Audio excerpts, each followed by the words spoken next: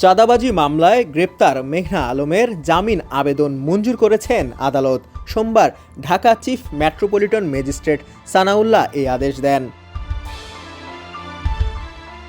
আদালত সূত্রে জানা গেছে, আসামি মেঘনার পক্ষে তার আইনজীবী মহসিন রেজা, আইনজীবী মহিমা বাঁধন ও ব্যারিস্টার সাদমান সাকিব জামিন শুনানি করেন। শুনানি শেষে নারী বিবেচনায় আদালত তার জামিন মঞ্জুর করেন। এর আগে গত 17 এপ্রিল এই মামলায় ঢাকার মেট্রোপলিটন ম্যাজিস্ট্রেট মাসুম মিয়া আদালত শুনানি শেষে তাকে এই মামলায় গ্রেপ্তার দেখান।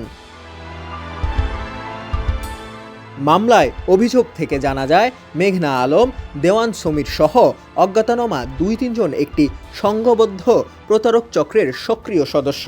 তারা বিভিন্ন সুন্দরী মেয়েদের দিয়ে বাংলাদেশের কর্মরত বিভিন্ন বিদেশি রাষ্ট্রের কূটনৈতিক ও দেশীয় ধনাঢ্য ব্যবসায়ীদের প্রেমের ফাঁদে ফেলে অবৈধ সম্পর্ক স্থাপন করে ও বিভিন্ন অবৈধ পন্থা অবলম্বনের মাধ্যমে তাদের সম্মানহানির ভয় দেখিয়ে অর্থ আদায় করে আসছেন।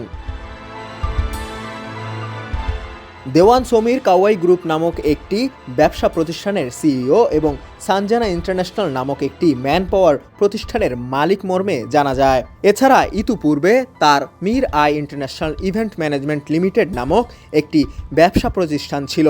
বিভিন্ন আকর্ষণীয় স্মার্ট মেয়েদের তার প্রতিষ্ঠানে ব্র্যান্ড অ্যাম্বাসেডর হিসেবে নিয়োগ দিয়ে বিদেশি কূটনৈতিক ও ধনাঢ্য ব্যবসায়ীদের কাছে সহজে যাতায়াত নিশ্চিত করা ছিল তার উদ্দেশ্য। এর আগে গত 10 এপ্রিল ভাটারা থানার মামলায় বিশেষ ক্ষমতা আইনে 30 দিনের আটক আদেশ দিয়ে মডেল মেঘনাকে কারাগারে পাঠানো হয়। এছাড়া গ্রেপ্তারের পর গত 12 এপ্রিল ভাটারা থানার প্রতারণা মামলায় মেঘনার সহযোগী দেওয়ান সমীরের 5 দিনের রিমান্ড মঞ্জুর করেন আদালত। সমকাল ডেস্ক রিপোর্ট।